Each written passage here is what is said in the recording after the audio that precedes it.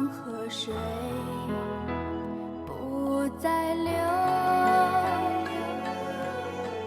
当时间停住，日夜不分，当天地万物化为虚有，我还是不能和你分手，不能和你分手。你的温柔是我今生最大的守候。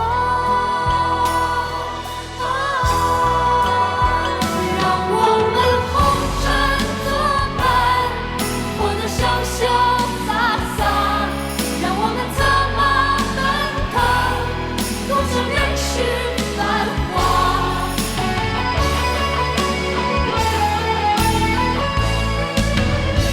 让我们对酒当歌，唱出心中喜悦，让我们轰轰烈烈，把握青春年华。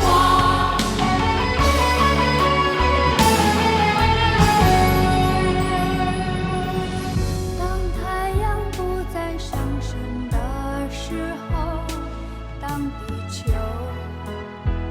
不再转动，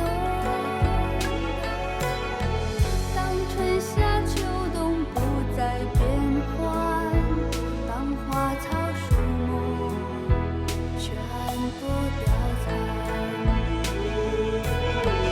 我还是不能和你分散，不能和你分散。你的笑容是我今生最大的眷恋。让我们红尘作伴，活得潇潇洒洒，让我们策马奔腾，共享人世繁华。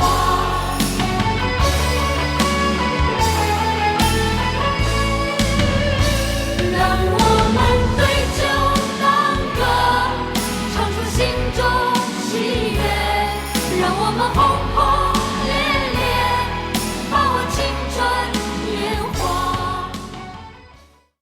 今天他敢用这种态度对我，就是不送到宗人府，也该惩罚惩罚，让后宫的嫔妃格格们也做个警惕。皇后，小燕子虽然行为鲁莽，可是她毕竟不是宫里长大的，情有可原。再加上她的率直和天真浪漫，正是皇上最珍惜的地方。如果一定要用礼教来约束她，岂不是把她的优点全部抹煞了？咱们宫里规规矩矩的格格还不够多吗？正是正是，令妃说的正是朕想说的。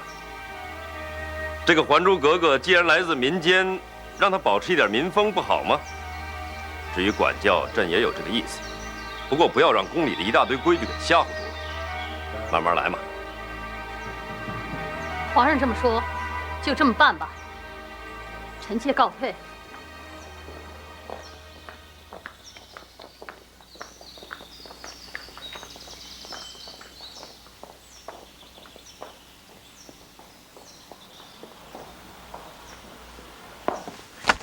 小燕子谢皇阿玛救命之恩，谢令妃娘娘袒后之恩，来生做牛做马，做猪做狗，再来报答你们。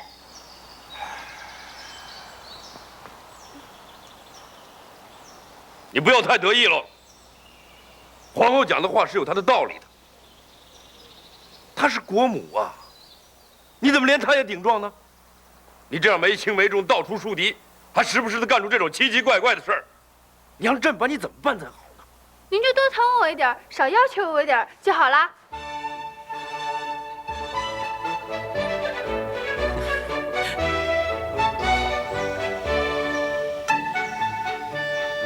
你看这个状况，皇阿玛对小燕子不是一点点喜欢，是大大的喜欢。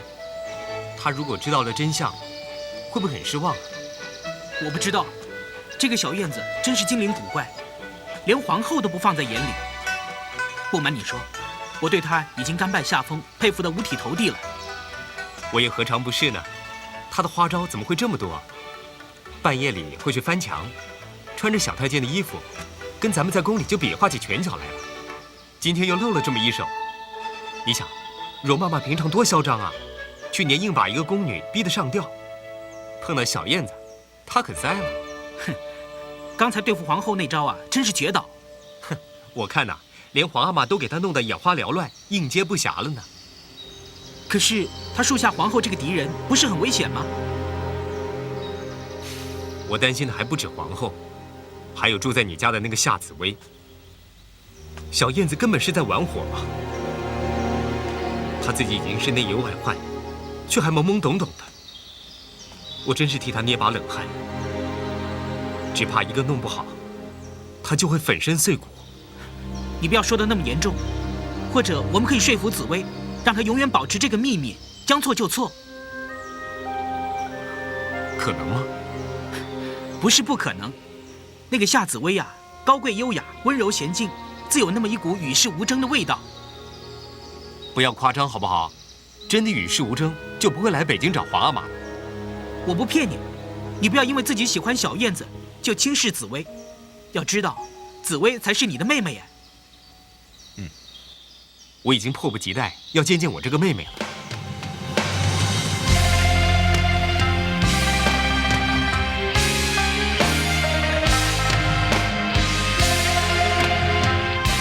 夏紫薇见过武阿哥。我的名字是永琪，你应该知道，我们这一辈排行是永字辈。算年龄呢，我比你大了些，应该算是你的五哥了。我已经把所有的下人都支开了，这只有金锁。夏姑娘和武阿哥有话，尽管说。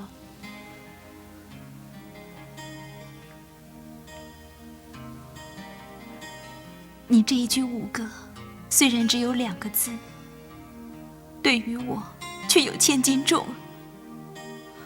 我从济南到这儿，路上走了半年，在北京又折腾了好几个月，想尽办法，到处碰壁。你是我第一个见到的亲人，我没办法告诉你，我现在有多么激动。虽然我无缘得到皇上的承认，我依然对上苍充满感恩，因为你已经承认了我。我真没想到，我在宫里多了一个像小燕子那样的妹妹，在宫外还有一个像你这样的妹妹。我和尔泰一路上都在谈论你和小燕子2个。你相信我的故事吗？你不怕我是一个骗子吗？你不认为小燕子才是真的格格，而我是冒牌的吗？现在已经完全没有怀疑了，因为小燕子对武阿哥和尔泰，把什么都招了。他招了，他承认了。是，他说情非得已，当时有很多的状况，很多误会，才会造成今天的局面。他哭了，说是对不起你啊。这种大事，他用对不起3个字就解决了吗？我想，现在我们的传话都没有意义，只有等你和小燕子见了面，才能澄清种种问题。刚才尔泰告诉我，小燕子在宫里出了很多事情，现在已经是危机重重。目前能不能出宫还不知道，但是我们一定会想办法安排，是吗？是的，我一定想办法。小燕子一直求我，让我带她出来见你。你知道吗？为了要见你，她半夜翻墙，差点又被侍卫当成刺客打死了。她还带了好多银子和珠宝，说是要送出来给你用的。是吗？是的。紫薇，我可不可以有一个要求呢？武阿哥，不要这么客气，你有什么吩咐，就直说吧。请不要伤害小燕子。不管现在的事实是怎么样，我都相信小燕子情有可原。事关生死，你还是要三思而行才好。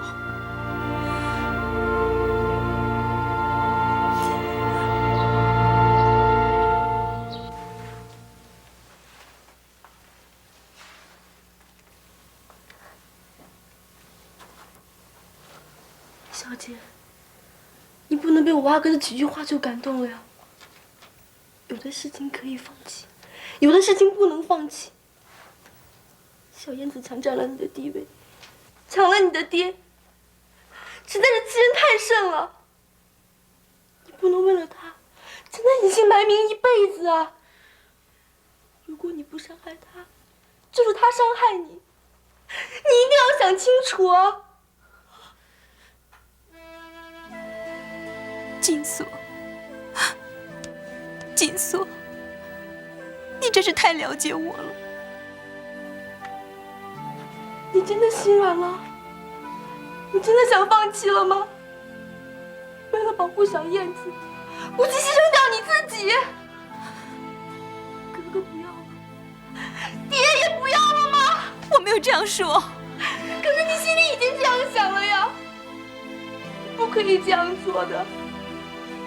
想要你娘了，你对得起她吗？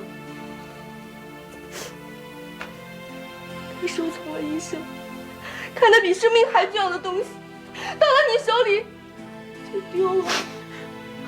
现在爹也没有了，你让你娘在地底下都不会安心。不要再说了。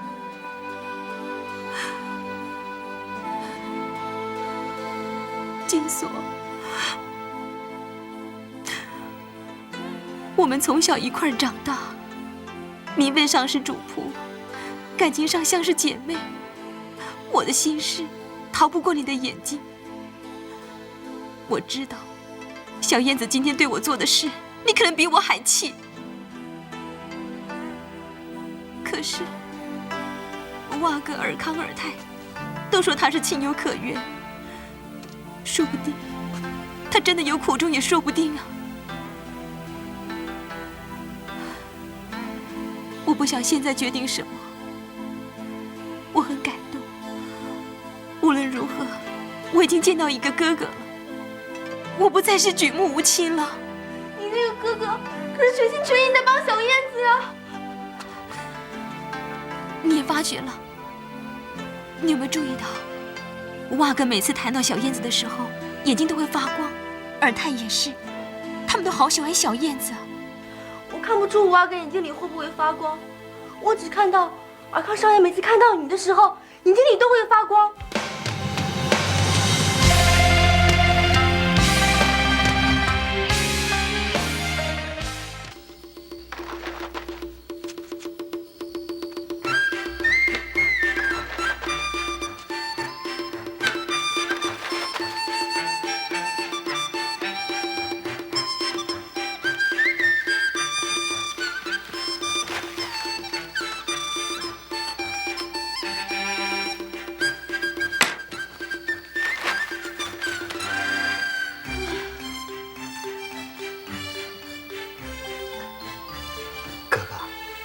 灯是不是不够亮啊？我叫明月，再拿盏灯进来好不好？够亮了，够亮了，别吵我。哥哥，我又裁了一个大摞纸，还要不多裁一点？再裁，再裁。扎。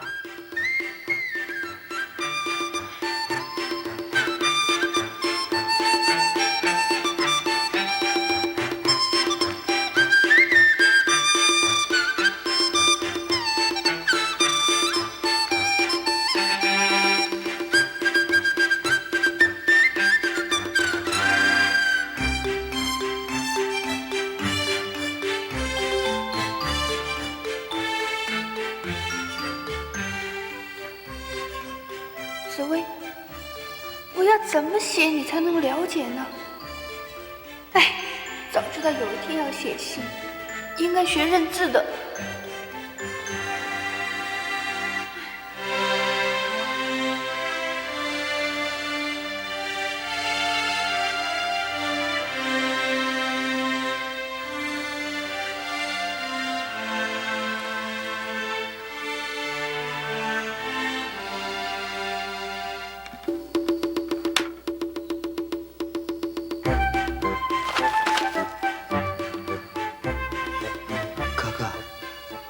先休息吧。这作诗是挺难的，都快3更了，明天再做吧。啊！你们2个都去睡觉吧，别管我，让我一个人慢慢想。咱们陪格格一块儿想，咱们一点都不累。总算你们2个会说咱们了。说咱们这2个字怎么写的？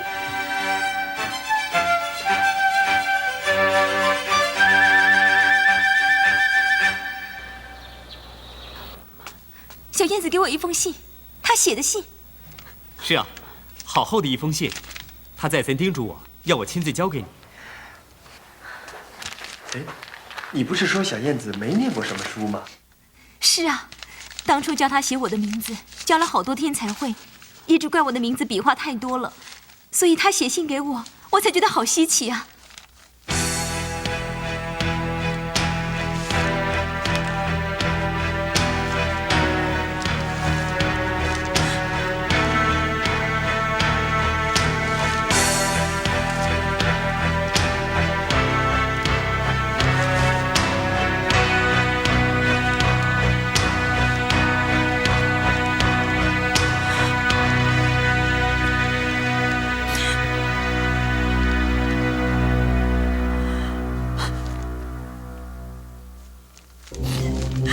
我就知道小燕子不会骗我，我就知道一定有原因的。她受伤了，你们没有一个人告诉我她受伤了。你们为什么没有人告诉我她被箭射到了，伤得很严重吗？你们没有人告诉紫薇，小燕子是抬着进宫的吗？当时啊，4个太医会诊，皇阿玛说，治不好小燕子，要太医提头来见呢。治了整整10天才治好的。为什么不告诉我？你们谁都没有说过。我们以为你知道，我以为我哥告诉过你了。我以为尔泰说过，居然我们谁都没说过。小燕子是在围场受伤的，我们3个都在场，是五阿哥射中她的。这个经过我慢慢再告诉你。你都看懂了吗？看懂了。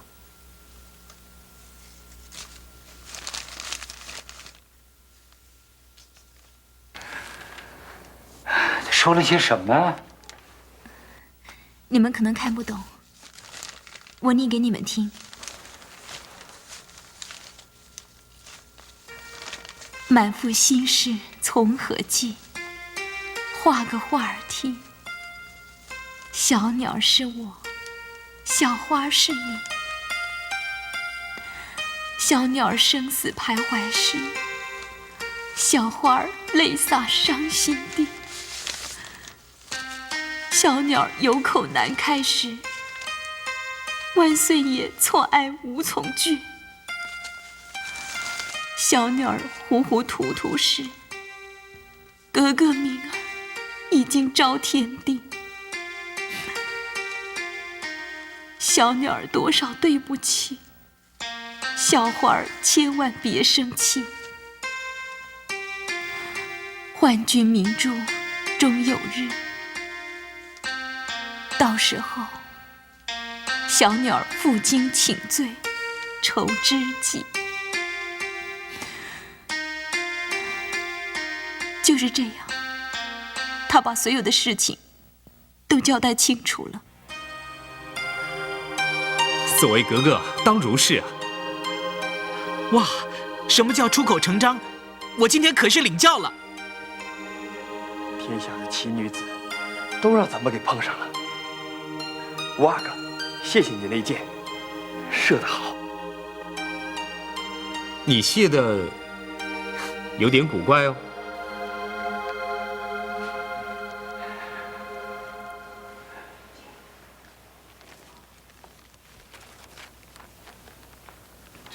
一个字都没有，居然有这么多的词儿，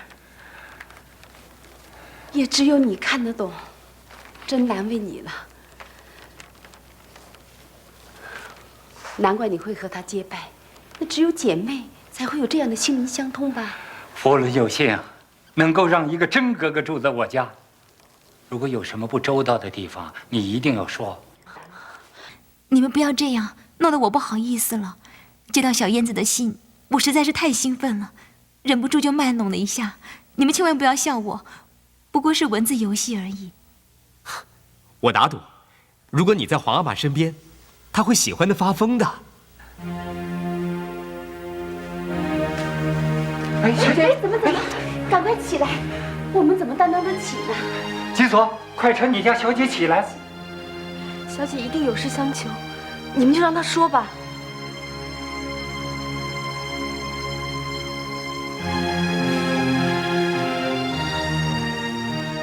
不瞒大家，自从我发现小燕子是格格以后，我对小燕子真是又恨又怨又生气。可是这些日子以来，我听你们大家跟我分析利害，我越来越明白，我的存在不止威胁到小燕子的生命，还威胁到很多无辜的人。今天，我看到小燕子给我的信，我不再恨她了，也不怪她了。你说过，老天做这样的安排，可能有它的意义。我终于相信这句话。现在的情势，如果我要认爹，可能有2个结果：一个是我爹相信了我，那么是小燕子死；另一个是我爹不相信我，那么是我死。你分析得很对，足以见得你想得非常透彻。无论是我死，还是小燕子死，都是不值得的。上苍既然把小燕子送进宫，让她阴错阳差做了格格，又让她帮我承欢膝下，做了女儿应该做的事，我还有什么好埋怨的呢？所以，我决定了，从今以后，还珠格格是小燕子，我是夏紫薇，一个普通的老百姓，永远都只是一个普通的老百姓。现在知道这个秘密的，就是你们各位了。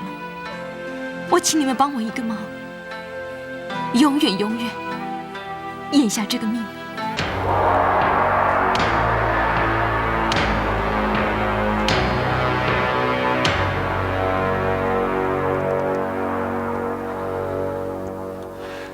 你快起来吧！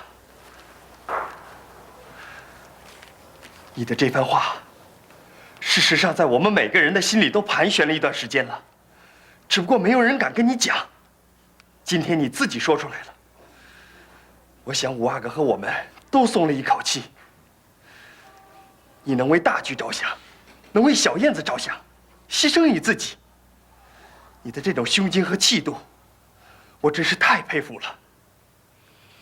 紫薇，我向你保证，你不会白白牺牲的，老天会给你另一种幸福，一定会。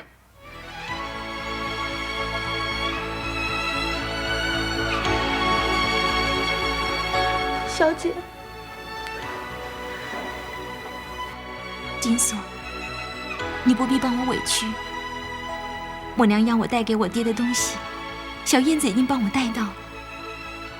从我爹对小燕子的态度来看，他并没有完全忘记我娘。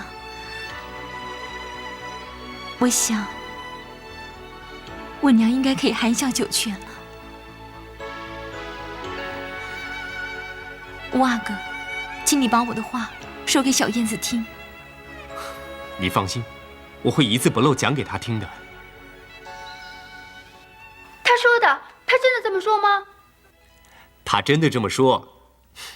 小燕子，我坦白告诉你，我生在帝王家，家里姑姑多，姐妹多，我是在一群格格中间长大的。可是我从来没见过这样2个格格，一个是你，一个是紫薇。你的率直坦荡，紫薇的诗情画意，你们2个啊，还真是绝配。看多了我家那些方方正正的格格，真欣赏你这个不在格子里的格格，和紫薇那个玲珑剔透的格格。你不要跟我发表你的格格论了，你只要告诉我，紫薇真的没有骂死我、恨死我、气死我，还把我的信念成了一首歌。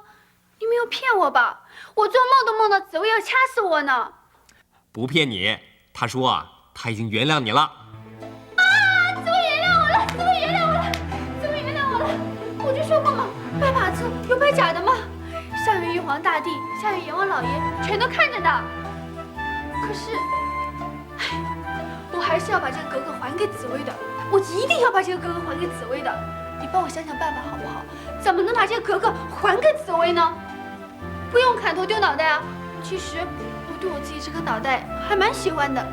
哎，小声一点，小声一点，你要叫得人尽皆知吗？你才把皇后得罪了，说不定四面八方啊都是皇后的眼线，你还在这嚷嚷。哦，你叫皇后额娘，她是你的娘吗？不是的，因为她是皇后，我必须这样叫她。我的额娘是于妃，已经去世了。皇后的儿子是12阿哥，不是我。阿弥陀佛，阿弥陀佛。你别阿弥陀佛了，如果是的话，还可以帮你讲讲话，不是才糟呢。皇后平常对我就已经忌讳了，现在又多加一个你。皇后为什么忌讳你呢？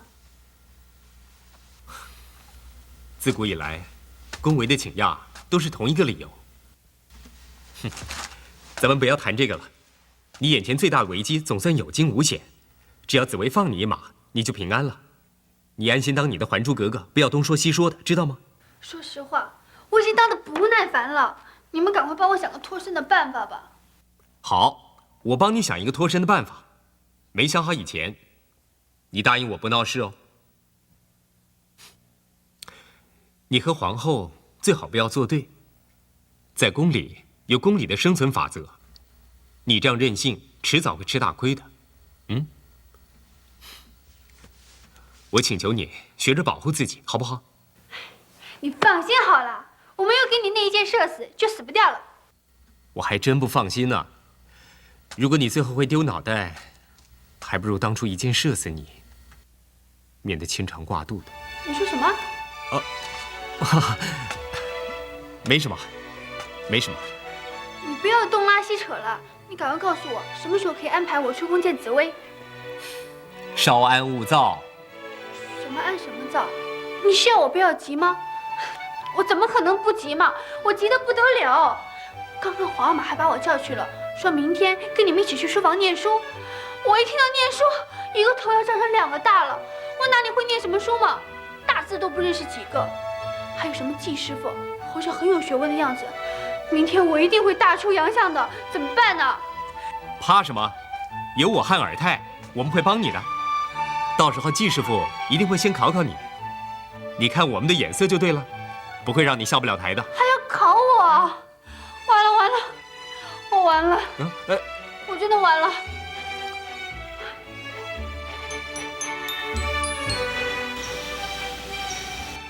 皇上驾到！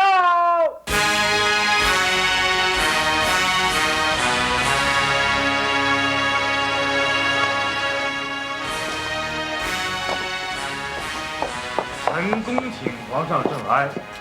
贤卿不必多礼了。小燕子，快来见过你的季师傅。季师傅知识渊博，才气横溢，想你的还珠格格之名，正是拜他所赐。今后朕更要倚重他了。作为你的启蒙之师，你要好好学习。臣贺喜格格玉体康复，今后得以为格格讲书授读，是臣的荣幸。臣自当尽心尽力。季师傅，好说好说。行了行了，就开始上课吧。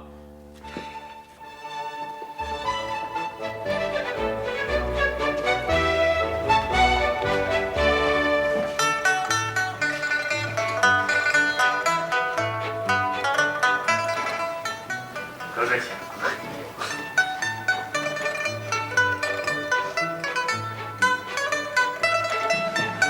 今天是格格初次入学，臣想不妨抛开那些又厚又重的书本，做些轻松有趣的事。格格以为如何？那么臣就来出些对子。对子。别怕，晨出的只是2字对，不难。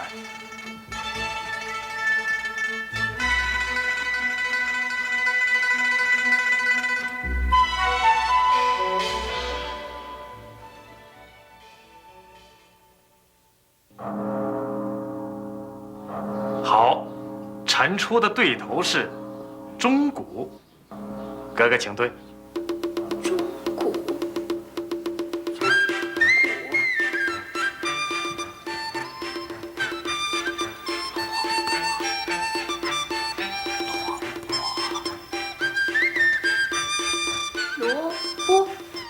啊！师傅，格格说的是罗伯，锣鼓的锣，铜钹的钹，钟鼓对罗伯，对得很好啊。好吧，那我再出一对，绸缎，哥哥请对。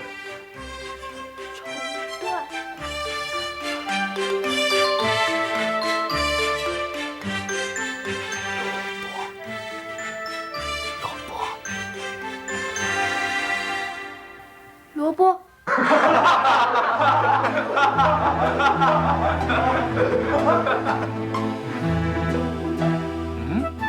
怎么又是萝卜？哼，师傅，格格说的是绫罗的罗，丝帛的帛，用萝卜对绸缎，也没错啊。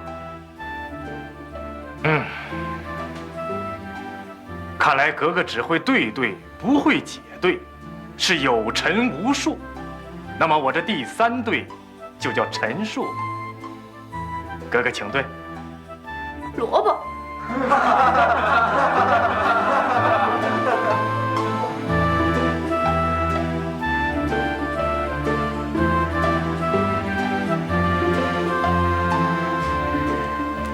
二太，蛙哥，你们还有解吗？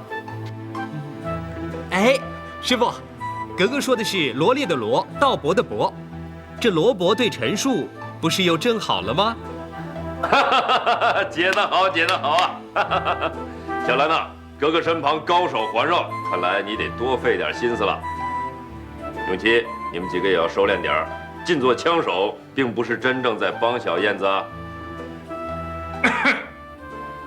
现在我们来做缩脚诗，总共4句。第1句7个字，第2句5个字，第3句3个字，第4句只限1个字。4句里头，格格随意接哪句都行。请。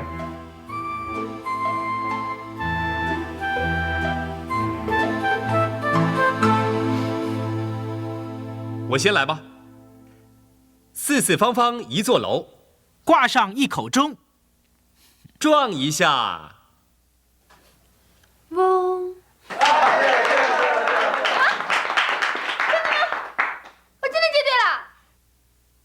接得好极了，接得妙极了。静。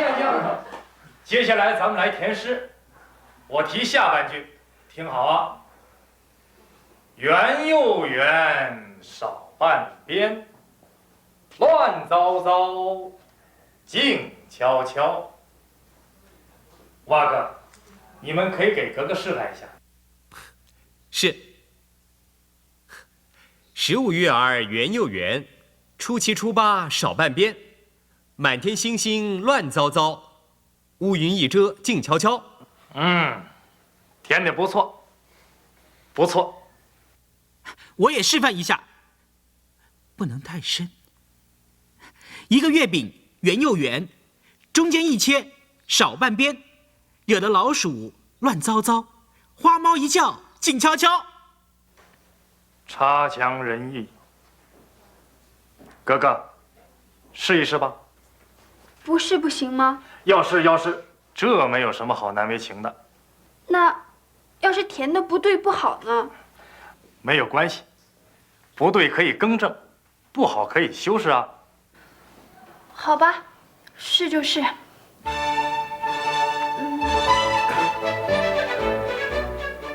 师傅眼睛圆又圆，一拳过去少半边。大家笑得乱糟糟。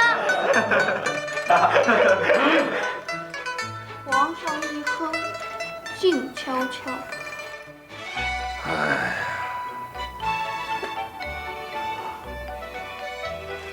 皇阿玛，你别叹气嘛。书本上这些文绉绉的东西，我是外行，可是外面活生生的世界，我可内行了。不相信，我也出个对子，保证你们大家谁也对不出来。好大的口气啊！小兰，你听见了吗？臣听见了，请哥哥尽管出题。好，听着啊。山羊上山，山碰山羊角，咩。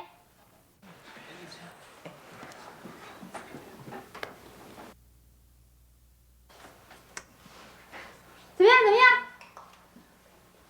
曲师傅，怎么样？请教哥哥。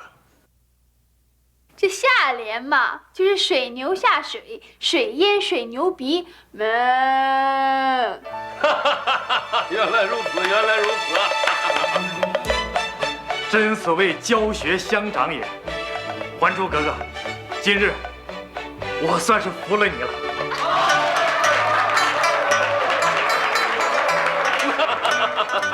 博学多才的纪晓岚，居然也有甘拜下风的一天啊！还好，跟紫薇学了这么个对子，把师傅也唬住了。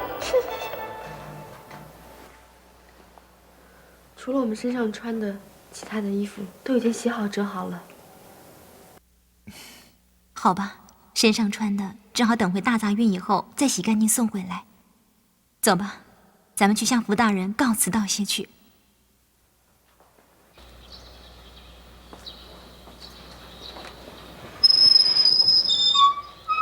哟，你们要到哪儿去啊？正要去大厅看福大人、福晋还有你们兄弟两个。我阿玛去拜访傅六叔了，还没有回来。尔泰进宫去了，也没回来。怎么，有事吗？告诉我好了。我是要向大家道谢，打扰了这么多日子，让大家为我操心。现在情势已经稳定了，我想我也应该告辞了。我把福晋借我穿的衣裳都洗干净，放在床上了。为什么要急着走呢？难道我们有什么招待不周的地方吗？啊，没有没有，就是因为太周到了，我才不安心呢。真的，打扰的太多了，我也该回到属于自己的地方去了。什么是属于你自己的地方？你是说那个大杂院，还是说皇宫，还是你济南老家？什么是属于你自己的？能不能说清楚？是啊，天下之大，居然没有真正属于我的地方。但是不属于我的地方，我是很清楚的。那大少爷，我先出去一下，你有话慢慢跟小姐谈。好。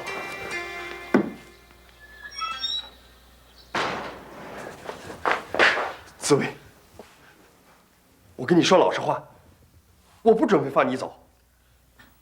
为什么？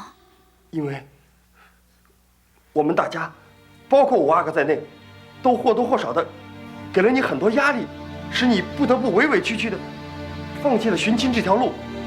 而且我们明知道你是金枝玉叶，还各有私心，为了保护自己要保护的人，所以就隐瞒了你的身世。所以我们就对你有很多的抱歉，在这种抱歉里，就只好请你把我们家当成你自己的家，让我们对你尽一份心力。你的好意我心领了，其实你们一点都不用对我抱歉，是我自己选择放弃这条路，我也有我想保护的人呢。你们全家对我这么好，我会终身感激的。但是，它毕竟不是我的家，我住在这儿，心里一直不踏实。你还是让我走吧。可是，你的身份还是有转机的，说不定会柳暗花明呢。你住在我们家里，宫里的消息、皇上的情况，甚至小燕子的一举一动，你都马上可以知道，这不很好吗？况且，我们现在正在安排把你送进宫去跟小燕子见面的。我心里明白，混进宫是一件很危险的事，说不定会让福晋和你们都受到责难。在看过小燕子的信以后，我已经不急着跟小燕子见面了。只要大家都平安，就是彼此的福气了。可是，难道你就不想见皇上一面吗？见了又怎样呢？留一点想象的空间给自己，也是不错的。那，你是走定了？走定了。所有留你的理由，你都不要管了。如果我说为了我，请你留下呢？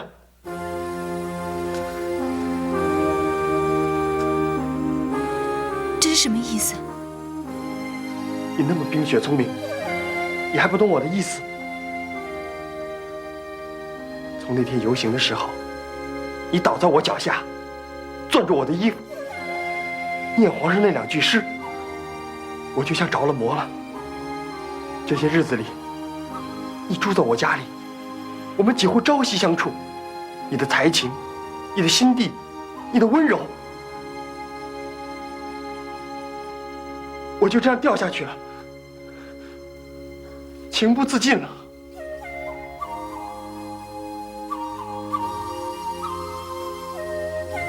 我不该说这句话，冒犯了你，尤其你是金枝玉叶。我都不知道你会怎么想我。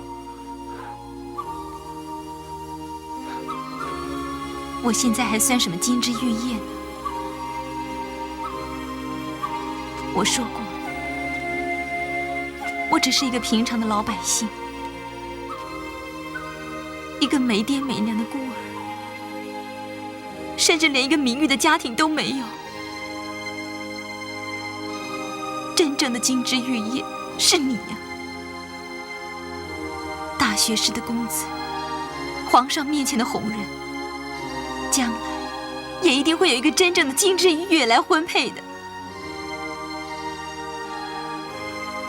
我从小在我娘的自卑下长大，不敢随便妄想什么。如果你可以妄想的，对不起，是我脑筋不清，语无伦次。你把我的话都忘记吧。如果你决定要走，等我禀明了我阿玛和额娘，我送你回大杂院。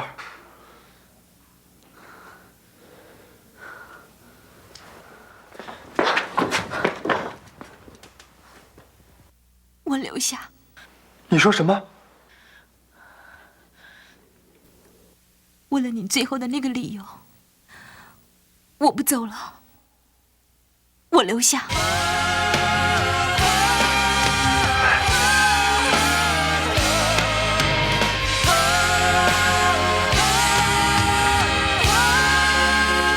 皇上，臣妾知道，最近为了还珠格格，为了令妃娘娘，皇上对臣妾有很多的不满。臣妾在这儿给您请罪了。说什么请罪不请罪的话，岂不是太严重了吗？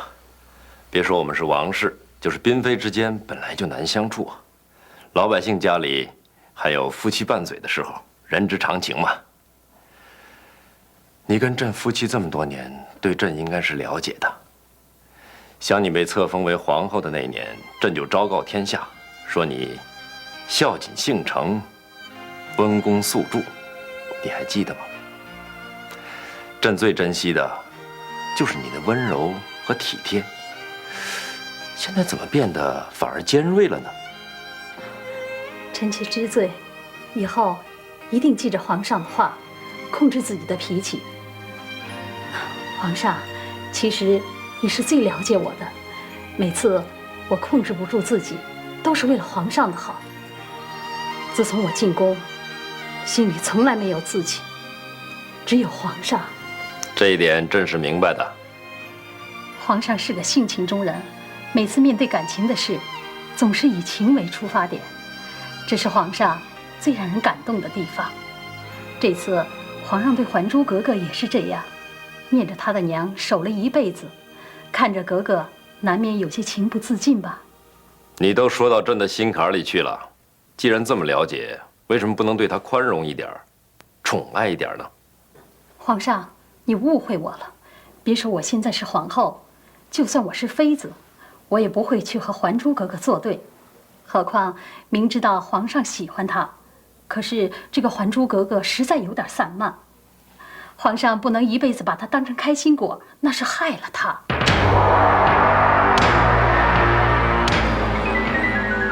有一个姑娘，她有一些任性，她还有一些嚣张。有一个姑娘，她有一些叛逆，她还有一些疯狂。没事儿，吵吵小架，反正醒着也是醒着。没事儿，说说小谎，反正闲着也是闲着。有一个姑娘，她有一些任性，她还有一些嚣张。有一